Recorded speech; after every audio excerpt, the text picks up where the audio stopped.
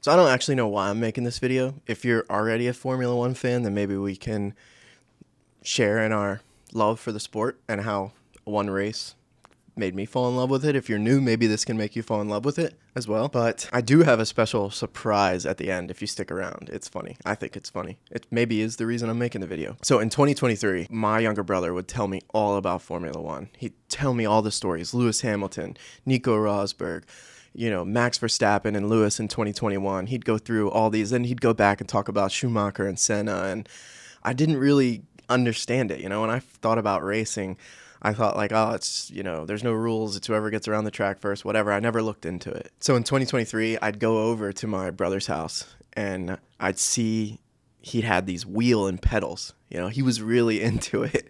And I made a joke. Like, I was like, oh, yeah, one day you're going to have a car in your room.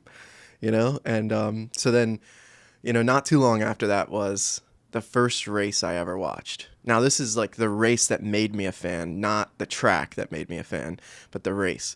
It was the first race I ever watched. Leading into this race, it was Vegas 2023. And leading in, my brother was telling me, Red Bull wins almost every race. Max wins almost every race. The sport is a lot of times dominated by, the best driver who has the best car, mostly the best car. And so for the last couple of years, it's been Red Bull. And this year, it's been McLaren, even though Max won last year. That's what makes it cool, is a lot of times when a driver performs well with a car that's not the strongest. So this 2023 race, he tells me, Red Bull are most likely going to win, And so I turn it on, and like, my first time watching, whatever, it was a little boring, so I fell asleep.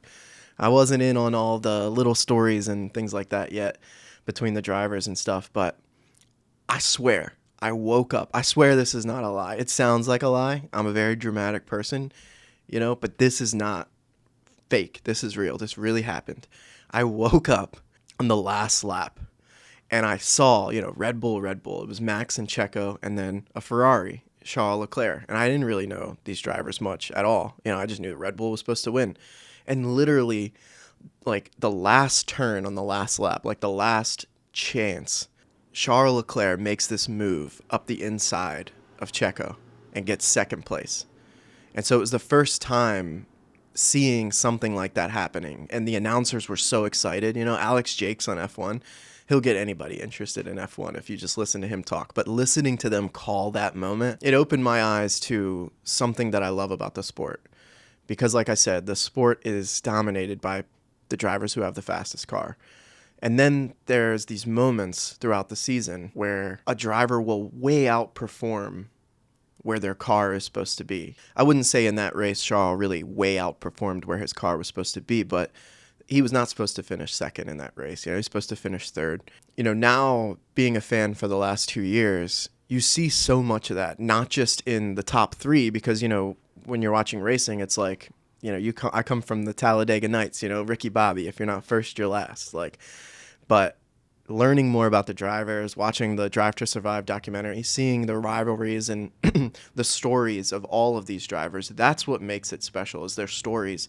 And that way, like, when you're watching these races, it isn't about, it is about who wins, but it's not all about who wins. There's so many stories and so many underdog moments, and I think that that's the thing that I fell in love with. I came from baseball. I was a baseball player. It's kind of boring to watch, but when you spend a lot of time with the sport, you see all of the little games happening in the game, and then football. I was a Tom Brady fan for a while, and I don't watch football anymore ever since Tom Brady retired. But yeah, so I saw that moment, and then in 2024, I started watching Formula One from the very beginning, and I became a fan. I started sim racing myself, and now, as I once told my brother, like, hey, you're going to have a car in your room.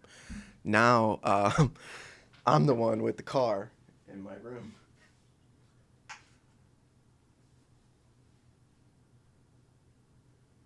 So yeah, I guess that race did really make me a fan. Many more things did. Thanks for watching. And if you're into iRacing, hit me up. I'm looking for some friends because my friends abandoned me.